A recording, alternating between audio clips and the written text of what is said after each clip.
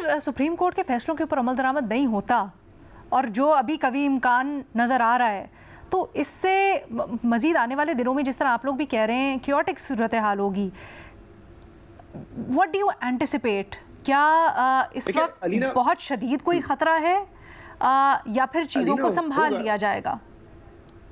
देखिए, खतरा तो देखिए बढ़ता जा रहा है। एज आई सेड, कोई भी अदालत के पास मैकेनिज्म तो कोई और नहीं है, उसने फैसला करना है और बाकी मशीनरी ने उसको इम्प्लीमेंट करना है, चाहे फैसला अच्छा लगे या बुरा लगे। अब क्या हो सकता है जो आप बात कर रही हैं, देखें लॉयर्स मूवमेंट की ऑलरेडी बात चल रही है। अगर कोई लॉयर सड़कों पे निकलते हैं, कोई क्योटिक कोई पॉलिटिकल पार्टीज उनको ज्वाइन करती हैं, मुझे समझ नहीं आ रहा कि इस वक्त मसला क्या है। आप पता नहीं है मसला क्या है।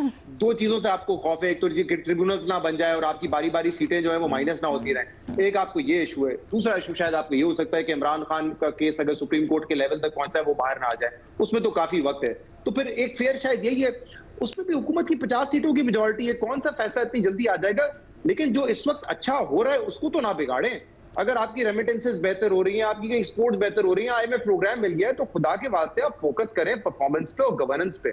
मैंने कल भी ये कहा था कि ये जो थोड़ा सा आपको जब ताकत मिल जाती है और आप ये सोचते हैं कि नहीं इस इख्तिदार को अब हम टूल कैसे देंगे, जब आप उसमें पढ़ते हैं ना, तो मैं तो अपनी छोटी सी ये जो सहाफती कैरियर है उसमें कभी पूरा होते हुए नहीं देखा। हमने सुना था ये चौधरी शुजात साहब कहते थे हम मुशर्रफ को पता नहीं कितनी मरतबा इलेक्ट करवा देंगे वर्दी में, क्या हुआ? उनके बयान के 1 साल 1.5 साल बाद खत्म हो गई हुकूमत। पीएमएलएन के दूसरे तीसरे साल में उनको लग रहा था कोई मसला ही नहीं है, हमने ना गवर्नेंस का मसला है, ना कोई हमारा सियासी हरीफ है, धरना नाकाम हो चुका है। 5 साल भी अगले हमारे, एकदम से पनामा आया, एस्टैब्लिशमेंट का जो मूड था पीएमएल को चलता किया।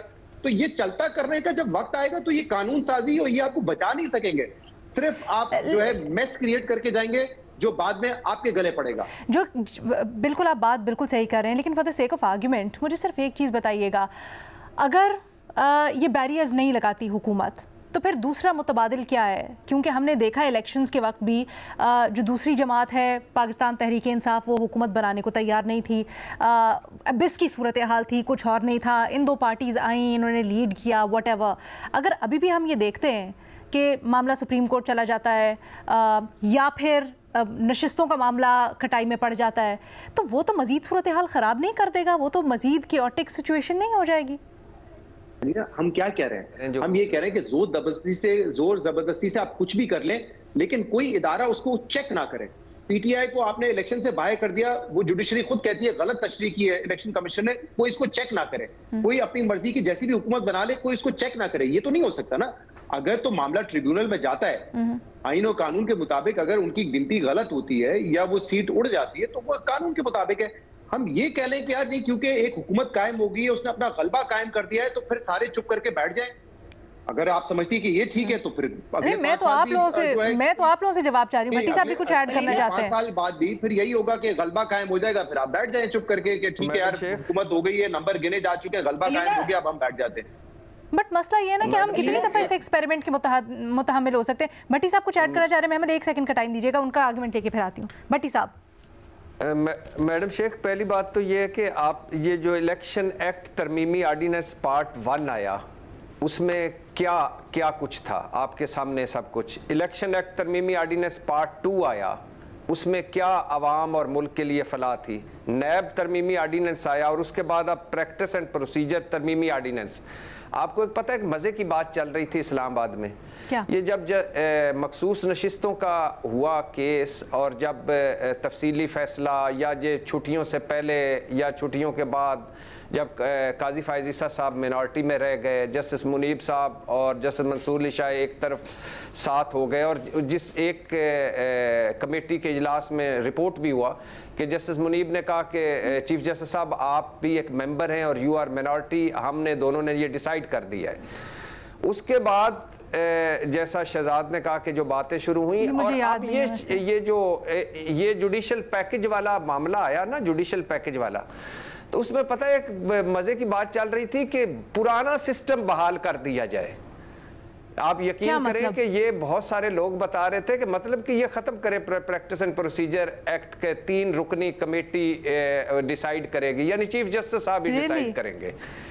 तो हाँ, अच्छा। तो ये मजे की, तो मैं बड़ा हैरान हो रहा था और दुआएं मांग रहा था, नफल भी पढ़ रहा था कि काश ये कर ले, क्योंकि इनको तो उस वक्त उमर अता बंदयाल साहब की मार्शल लॉ लगता था जुडिशरी में, तो फिर इनको पता लगा कि ज्यादा जमहूरियत भी नहीं चाहिए, जमहूरियत जो है वो भी ज्यादा। लेकिन सर इस कयास आराई को अगर मैं आपकी दलील के उस पे देखूं तो बड़ी हार्ड टू बिलीव लगती है, क्योंकि आप हमेशा यही कहते हैं ना कि ये किसी ना किसी को फैसिलिटेट करने के लिए सुप्रीम कोर्ट के अंदर की जा रही है, लेकिन अगर उस किसी ना किसी का वक्त ही खत्म हो जाता और उसके बाद ये लेजिस्लेशन होती और इख्तियार किसी और के पास कुल्ली तौर पर चला जाता, तो ये बड़ी हार्ड टू बिलीव कयास आराई लगती है कि हुकूमत ये करती। उसकी हार्ड टू बिलीव इसलिए मैडम शेख के इनके जो प्रोसीजर पूरा पड़े ना, ये जो पूरा आईनी पैकेज है उसमें अल्हम्दुलिल्लाह इन्होंने तो ख्याली जन्नत सजाई हुई थी ना सर, उन्होंने तो पूरे इख्तियार ही ले लिए ना सारे, नीचे वाली अदालत, एक उन्होंने वाली अदालत, एक अगर नीचे, हाँ, तो वो तो उसमें तो बड़ा ढेर सारे लवाजमात थे, सिर्फ एक न्यारी नहीं थी उसमें, तो हलीम भी था और पाए भी थे और पता नहीं सारा कुछ था, पूरा नाश्ता था, वो कौम अभी नहीं कर पाई, तो वो उसमें तो सारा कुछ था। तो उसमें एक ये भी था कि ये क्या कि दो बंदे एक छुट्टी पे हैं, एक घर है, एक बाहर है, और हम इधर बैठे हुए इंतजार कर रहे हैं। तो ये अब उसी का ये कंटिन्यूशन है, थोड़ी सी 19-20 के साथ माजी का इतलाक और फिर उसके बाद रुकन को दूसरे को नामजद कर देना। तो अभी चूंकि ड्राफ्ट मुकम्मल तौर पे वफाकी काबीना के सामने पेश नहीं हुआ, सामने नहीं, इसलिए आप देख लीजिएगा इसमें भी मुल्क कौम की फलाह और जमहूरियत की बका के लिए कुछ नहीं होगा।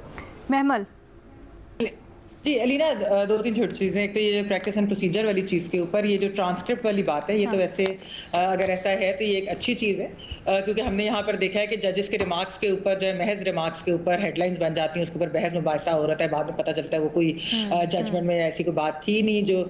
और दूसरी चीज़ ये बात दुरुस्त है कि एक्चुअली अगर सीनियरिटी प्रिंसिपल जो है इस पर अप्लाई करना चाहिए, चीफ जस्टिस की डिस्क्रेशन नहीं होनी चाहिए, क्योंकि इससे जो है भाम बढ़ेगा और इसके ऊपर एक्चुअली सवालात भी उठेंगे। अच्छा, जो बात मैं अलीना इस सारी चीज़ के ऊपर करना चाह रही हूँ ये कि देखिए, यहाँ पर कोई ये नहीं कह रहा, कोई भी सियासी जमात भी ये बात नहीं कर रही कि वो चाहते हैं कि हाइब्रिड निज़ाम का रोल बैक हो। ऐसे लग रहा है कि जैसे वो चाहते हैं कि ये जो हाइब्रिड है ये मजीद स्ट्रांग होता जाए और वो इसकी हाइब्रिड की पावर्स जो है वो इसके साथ ही, यानी इसको एंजॉय भी करे और वो इसी को लेकर चलते रहे और ये बारियां इसी तरीके से सियासी जमातों की लगती रहे। आपको याद होगा रीना कि जब ये कॉन्स्टिट्यूशनल बिल की जब बात हुई थी, अमेंडमेंट, तो उस रात अगर आप ट्विटर एक्स के ऊपर आप देखती तो बहुत सारे लोग ये कह रहे थे कि इस हुकूमत को तो हाइब्रिड भी सही नहीं मिला क्योंकि कर्नल लियाकत नहीं था पार्लियामेंट को मैनेज करने के लिए। यानी कि क्या हम चाहते हैं कि कर्नल लियाकत हो? क्या हम चाहते हैं कि पॉलिटिशियंस की आर्म ट्विस्टिंग हो? क्या हम चाहते हैं कि एंटी डेमोक्रेटिक जो है वो बिल्स और इस तरह की कानून साजियां बुलडोज होकर आ जाएं? हम नहीं चाहते, ये नहीं होना चाहिए, ये एग्जाम्पल नहीं देनी चाहिए।